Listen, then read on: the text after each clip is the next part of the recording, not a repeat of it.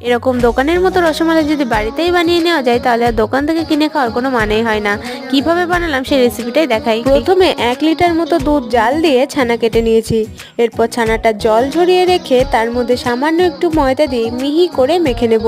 এরপর মাখা ছানাটার থেকে ছোট ছোট বলের আকারে প্রত্যেকটা বানিয়ে নেব। এদিকে চিনি শিরা বানানোর জন্য 3-4 কাপ জলে 100 গ্রাম চিনি দিয়ে জলটা ফুটে গেলেই এক এক করে ছানার বলগুলো দিয়ে দেব। এরপর ঢাকা দিয়ে 10-15 মিনিট মতো ফুটিয়ে নিতে হবে।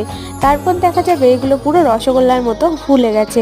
আবার 500 গ্রাম দুধ নিয়ে তার মধ্যে 2-3টে এলাচ, কিছুটা চিনি এবং বেশ কিছুটা আমুল দুধ দিয়ে একটু নাড়িয়ে চাড়িয়ে দুধটাকে ভালো করে ফোটাতে হবে, যতক্ষণ না পুরোপুরি দুধটা ঘন হয়ে আসছে। দুধটা যখন ভালো করে ফুটে গিয়ে পুরোপুরি ঘন হয়ে আসবে তখন দিয়ে দেব রসগোল্লাগুলো দিয়ে আরো কিছুক্ষণ ফুটিয়ে নিয়ে গ্রেভিটা আরেকটু কমে আসলে নামিয়ে নিলেই তৈরি একদম দোকানের মতো রসমালাই। খেতে সত্যিই দোকানের মতোই